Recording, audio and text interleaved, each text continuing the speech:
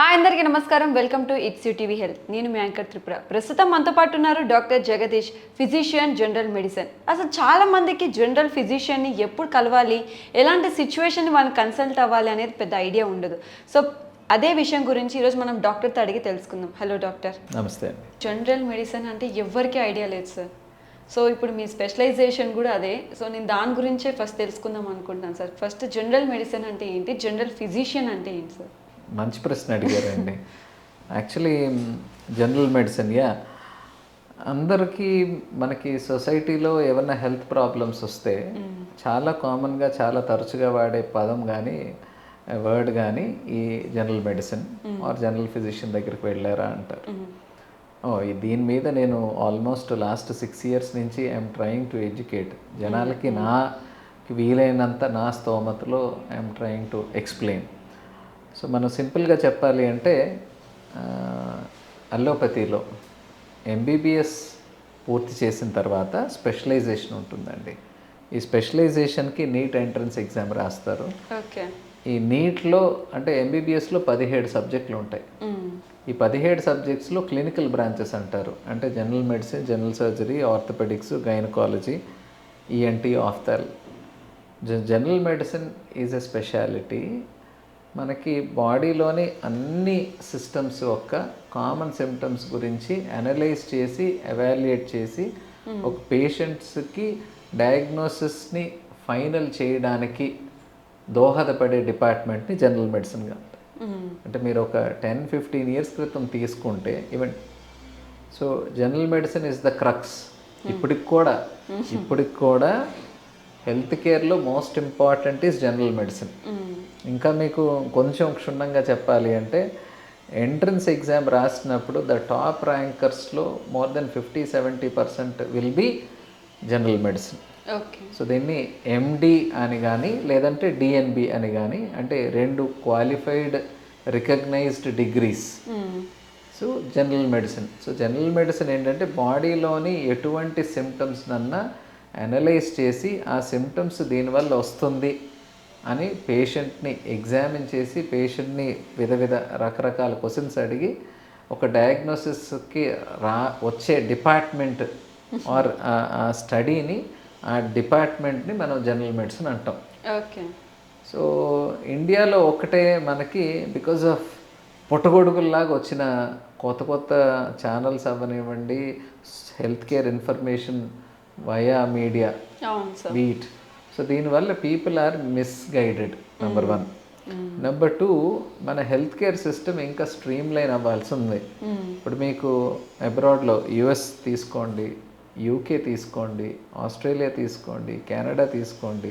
ఓ పేషెంట్కి ఒక సమస్య వస్తే there first consultation have to be physician. First మీరు ఫిజిషియన్ చూసి, ఫిజిషియన్ బాబు ఈ ప్రాబ్లము నేను ట్రీట్ చేయలేను, మీరు న్యూరాలజిస్ట్ దగ్గరికి వెళ్ళాలి, లేకపోతే కార్డియాలజిస్ట్ దగ్గరికి వెళ్ళాలి, గ్యాస్ట్రో దగ్గరికి వెళ్ళాలి, ఫిజిషియన్ చూసి నిర్ధారణ చేస్తేనే they are allowed to go to a further sub specialist. So otherwise ప్రతి పేషెంట్ని ఫిజిషియన్ ట్రీట్ చేసి పంపించేస్తారు. మన ఇండియాలో అది ఇంకా రాలేదు. సో ఇది ఎందుకు సార్, మీరు ఫిజిషియన్ కాబట్టి అంటున్నారు మీరు అందరు మీ దగ్గరకు రావాలి, కాదు. దీంట్లో లాజిక్ కూడా చెప్తానండి. సో మనకి చెస్ట్ పెయిన్ ఉంటుంది, చాలామంది గుండె నొప్పి అంటారు. చెస్ట్ పెయిన్కి గుండె నొప్పికి తేడా ఉంది. ఓకే. చెస్ట్లో చాలా అవయవాలు ఉంటాయి, దాంట్లో one of the part is heart. ఒక పేషెంట్కి చెస్ట్ పెయిన్ వస్తే వాళ్ళ ఏజ్ ప్రకారం, వాళ్ళకి ఇంతకుముందు ఉన్న రిస్క్ ఫ్యాక్టర్స్ ప్రకారం, వాళ్ళు ఏం తిన్నారో, వాళ్ళకి ఎంత టెన్షన్స్ ఉన్నాయి, ఇవన్నీ బేస్ చేసుకొని మనం డయాగ్నోసిస్ని తీసుకురావాలి. అసోసియేటెడ్ సిమ్టమ్స్ అంటారు. చెస్ట్ పెయిన్తో పాటు ఎప్పటి నుంచి ఉంది, ఎంతకాలం నుంచి ఉంది, ఎంత సివియర్గా ఉంది, మీకు అసోసియేటెడ్ సిమ్టమ్స్ ఏమున్నాయి, వీటిలన్నీ బేస్ చేసుకొని మనం డిసైడ్ అవుతాం. సో 100 cases చెస్ట్ పెయిన్లో 50-60% chest pain is because of gastric problem. Okay. మనం మరి గుండె నొప్పిని కార్డియాలజిస్ట్ దగ్గరికి వెళ్తాం, వాళ్ళు ఈసీజీ చేస్తారు, 2D ఎక్కువ చేస్తారు, ట్రోపోనిన్స్ చేస్తారు, అన్నీ చేసిన తర్వాత బాబు నీకేమి లేదని 60 మంది పేషెంట్లని గ్యాస్ట్రోఎంట్రాలజిస్ట్ దగ్గర పంపిస్తారు, లేకపోతే ఫిజిషియన్ దగ్గరికి. కొన్ని అక్కడ ట్రీట్మెంట్ ఏంటి, అయ్యా నువ్వు సరిగ్గా నిద్రపో, సరిగ్గా తిను, అండ్ ఈ ప్రోటాన్ పంప్ ఇన్హిబిటర్స్ ఉంటాయి ట్యాబ్లెట్స్, ప్యాంటాప్ అంటుంటారు కదా, ఆ ట్యాబ్లెట్ ఇస్తారు. ట్యాబ్లెట్ ఖర్చు 4 రూపాయలు, టెస్టుల ఖర్చు 10,000. సో ప్రాబ్లం ఎక్కడొచ్చింది? This is exactly I was talking about. మనకున్న సమస్యకి మెజారిటీ అంటే 80-90% ఆఫ్ ద ప్రాబ్లమ్స్ మీకు ఫిజిషియన్ లెవెల్లో ట్రీటబుల్. ఒక మంచి ఫిజిషియన్ పేషెంట్ దగ్గర ఓపిక్గా హిస్టరీ తీసుకొని సమస్య ఏంటో అర్థం చేసుకొని దాని తగ్గట్టు ఎగ్జామినేషన్ అంటే మళ్ళీ బ్లడ్ టెస్ట్లు కాదు, పడుకోబెట్టి ఏముంది అని పొట్ట నొక్కి లేకపోతే స్టెత్ పెట్టి ఏంటి అని చూస్తే మీ సమస్యలకి డయాగ్నోసిస్ అక్కడే వచ్చేస్తుంది.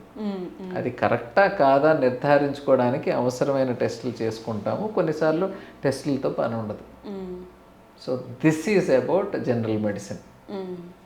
సార్, అంటే ఒక పేషెంట్ ఆర్ఎంపి డాక్టర్ దగ్గరికైనా వెళ్ళిపోతాడు, అంటే ఆయనకు అన్నీ తెలుసు అనుకొని జనరల్ ఫిజిషియన్ దగ్గరికి రావడానికి ఆలోచిస్తున్నాడు, అంటే రీజన్స్ ఏమై ఉండొచ్చు సార్?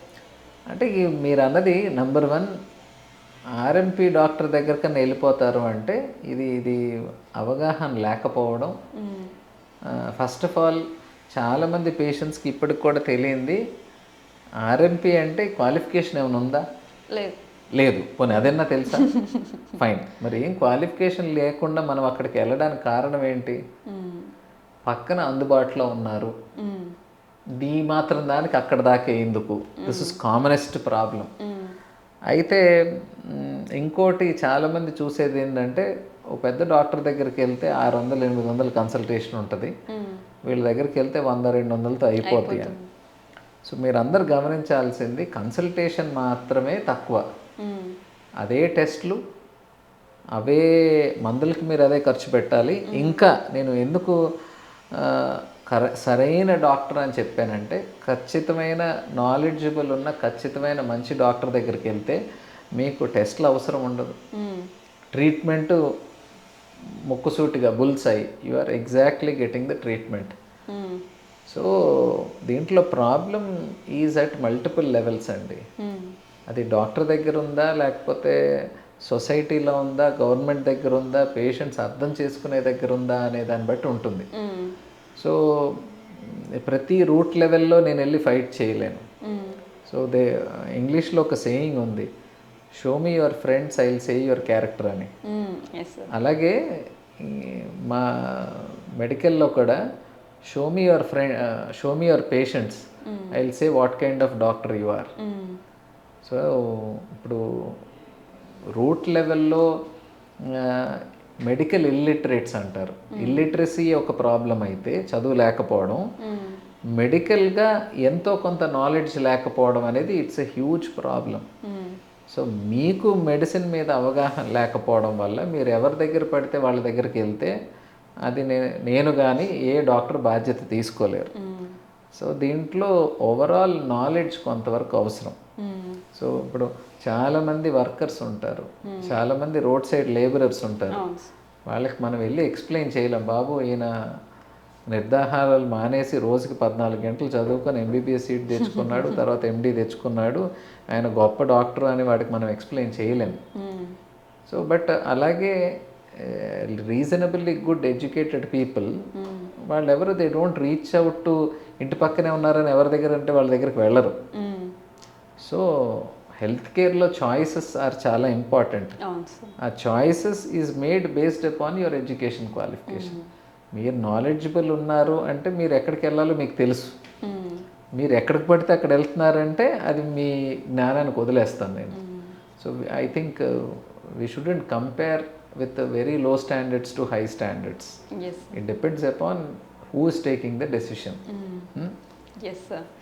సార్ ఈరోజు మిమ్మల్ని ఇంటర్వ్యూ తీసుకుందాం అనుకున్నప్పుడు మీ డిజిగ్నేషన్లో మిమ్మల్ని స్పెషలైజ్ చేసింది కూడా మినిమలిస్ట్ ఫిజిషియన్ అని చేశారు.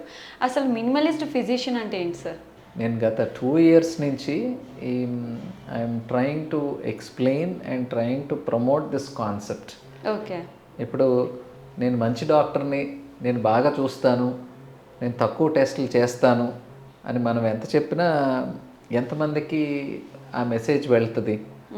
సో ఇప్పుడున్న జనరేషన్లో చాలా ఇంపార్టెంట్ ఈజ్ మీ ఉద్దేశాలు మీ ట్యాగ్ లైన్లో కనపడితే ఇంకా బాగుంటుంది. మ్మ్. ఇప్పుడు మనకి కాస్మెటిక్స్లో చాలా బ్రాండ్స్ ఉన్నాయి. మినిమలిజం అంటారు, మినిమలిస్ట్ అంటే ఏంటంటే మేము ఆర్గానిక్, లోపల మేము కెమికల్స్ వాడడం. మ్మ్. మ్మ్. సో అందుకని I just try to portray my ideas. మనం ఒక మంచి ఐడియాని మనం టర్మినాలజీగా మార్చి, అందుకని minimalist by default actually physicians అంటే పేషెంట్స్ సిమ్టమ్స్ని బేస్ చేసుకొని పేషెంట్స్ని ఎగ్జామిన్ చేసి వాళ్ళకున్న రోగాన్ని మనకున్న వ్యాస్ట్ నాలెడ్జ్తో మ్మ్. మ్మ్. మనం ఏ టెస్ట్లు లేకుండా, so that is minimalism with least or no test. Hmm. టెస్ట్లు లేకుండా పేషెంట్స్ని ఎగ్జామిన్ చేసి పేషెంట్స్ని హిస్టరీ తీసుకొని ఒక డయాగ్నోసిస్కి రావడం అనే కాన్సెప్ట్ని మినిమలిస్ట్ ఫిజిషియన్. ఓకే. సో దీనికి గురించి నేను గత ఫ్యూ మంత్స్గా I'm writing articles, okay. Doing interviews, and నాతో పాటు ఉన్న ఎంటైర్ ఫిజిషియన్ గ్రూప్, యాజ్ మీకు ఇందాక చెప్పినట్లు internal medicine is the back bone of health care. Hmm. Hmm. Internal medicine చేసిన తర్వాతే అందరూ స్పెషాలిటీస్గా, అంటే ఇండియాలో ఈ సూపర్ స్పెషాలిటీ అంటారు, ఏదో ఎక్స్ట్రా డిగ్రీ అంటే ఎక్స్ట్రా నాలెడ్జ్ కాదు, your extra experience is extra knowledge. దీంతో పాటు ఎంపతి అండ్ కంపాషన్, మీరు చేసే పని మీద మీకు శ్రద్ధ, దృష్టి ఉండాలి. పేషెంట్ని వాళ్ళ సఫరింగ్ నుంచి మనం బయటకు లాగేయాలి అనే దట్ జీల్.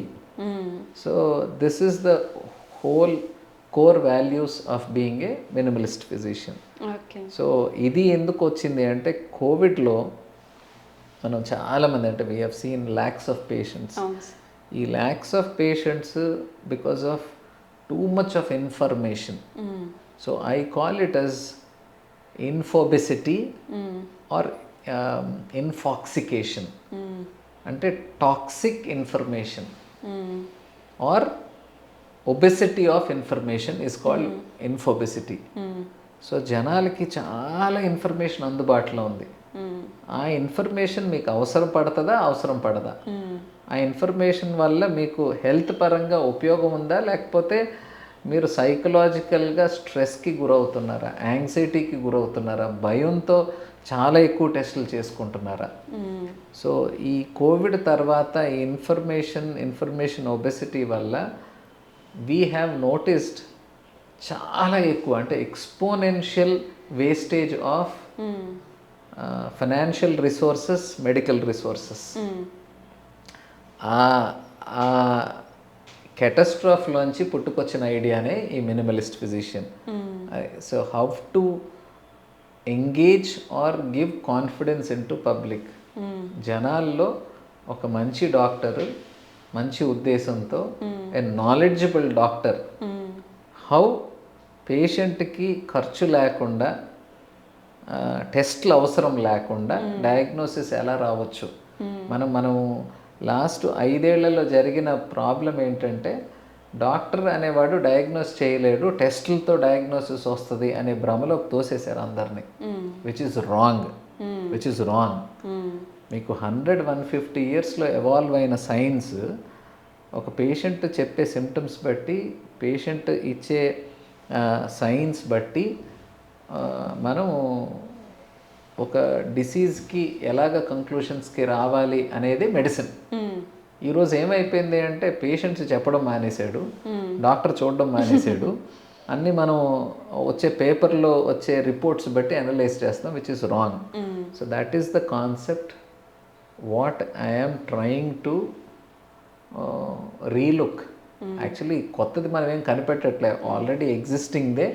బాబు మీరు కరెక్ట్ డాక్టర్ దగ్గరికి వెళ్తే మీరు ఖర్చు పెట్టాల్సిన దానికన్నా, మీకు ఖర్చు ఉన్న దానికన్నా 70-80% తక్కువ ఖర్చుతోనే మీ ట్రీట్మెంట్ అయిపోద్ది అని చెప్పే ఉద్దేశమే ఈ మినిమలిస్ట్ ఫిజిషియన్.